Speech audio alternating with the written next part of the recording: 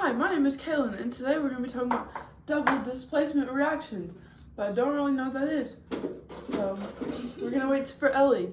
Hi, and my name's Ellie, and today we're going to be talking about double displacement reactions. So, this is the formula for any standard double displacement reaction. You start with two compounds. Our first one is AB, and our second one is CD. Then, when the reaction takes place, B and D switch places, as you can see over here.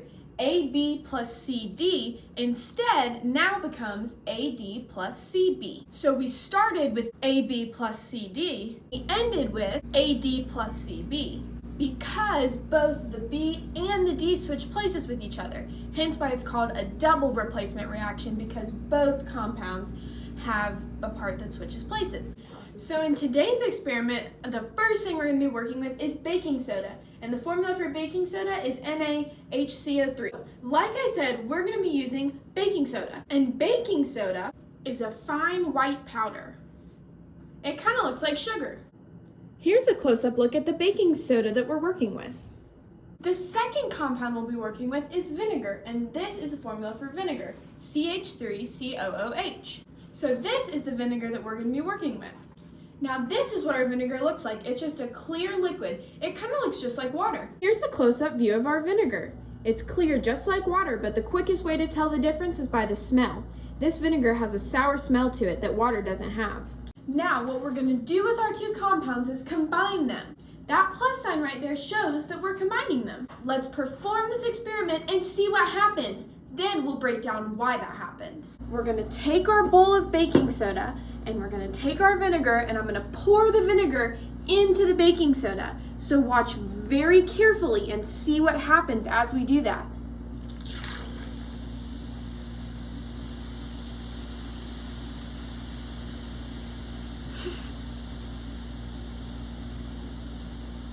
Whoa! Did you see what happened? Let's watch that again in slow motion. Pay very close attention. See what happens as we do that.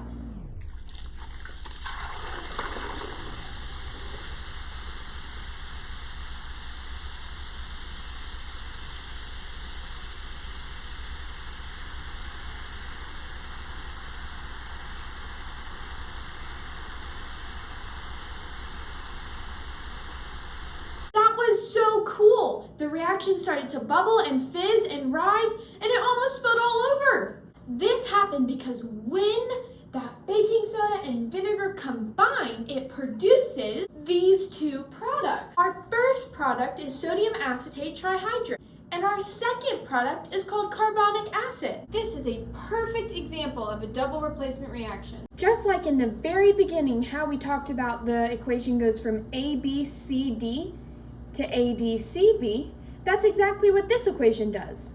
The vinegar, CH3COOH in the beginning, just is written at the C as the end because that's how that compound is written. However, the C does remain constant. And as a result, the products are AD and CB, just like those of a regular double displacement reaction. Now, this is great and all, but there is something kind of different about this equation. Do you remember when we did the experiment, all the bubbles that came up? What could that be from? When you see bubbles forming in a reaction, that means that a gas has been released. But if you look at this equation, it does not appear as if a gas has been released. Well, that's because not all of these are stable compounds. Let me show you what that means. Even though sodium acetate trihydrate and carbonic acid form as products of the reaction, that second product, the carbonic acid, is unstable. So it undergoes a decomposition reaction and turns into water and carbon dioxide. Now, carbon dioxide is a gas, and that's what causes those bubbles you see. All those bubbles, those air bubbles, are full of carbon dioxide.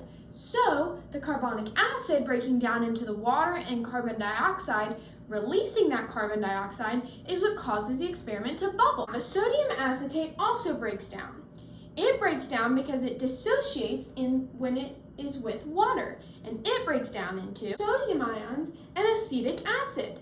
So, because the two products formed in this double displacement reaction break down even more, the full reaction of combining baking soda and vinegar actually looks like this. Baking soda plus or combined with vinegar creates carbon dioxide gas, water molecules, sodium ions, and acetic acid. So overall today we were able to look at a perfect example of a double displacement reaction and what that means. We saw that when the baking soda and the vinegar combined, it bubbled and had a really super cool reaction. And then we were able to break that down and see exactly what caused that and what it looked like. So I'll see you guys next time.